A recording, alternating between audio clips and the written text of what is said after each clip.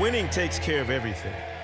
The only question that can ever be said about this team is, what's next? Well, almost everything. It couldn't save Cleveland from one of the greatest sports divorces of all time. When Boston came a-knocking, I was answering. I had a ton of emotions, wondering if something I could have did better to make him not want to be traded. We're all human beings, and I think that we've all been through a few hard times to where it's changed the landscape of what you think and what you feel.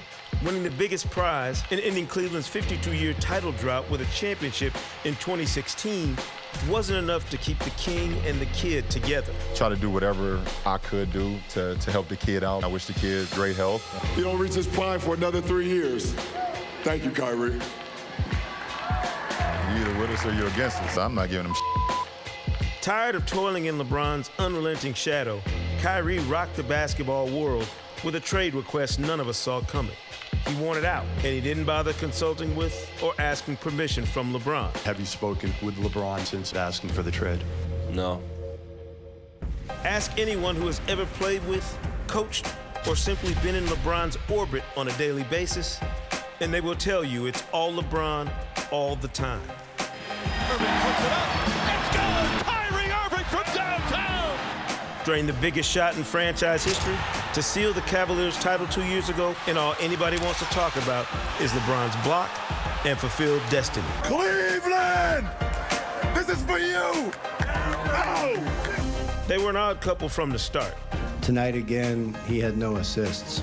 Does he get a pass, though, for tonight because of the circumstances, or? Don't none of us get a pass tonight.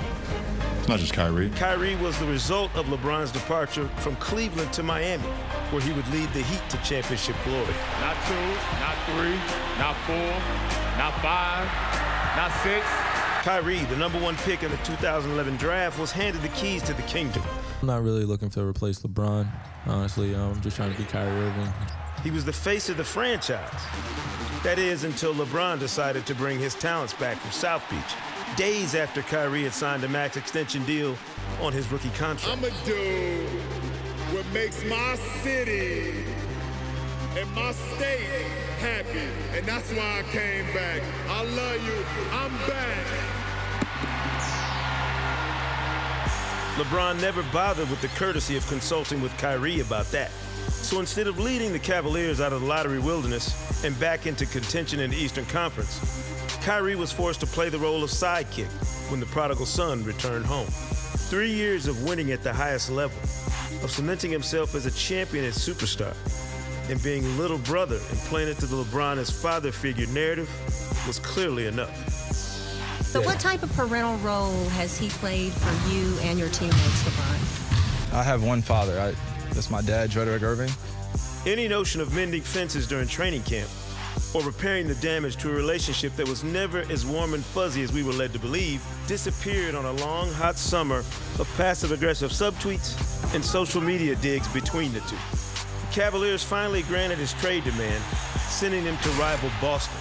And just like that, they went from teammates riding through downtown Cleveland in the championship parade to rivals, bitter ones at that. Someone has to win this next step to prove that they don't need the other to be a champion. The only question is, who gets there first? Because for the both of them, until further notice, winning and winning big without the other is the only thing that matters.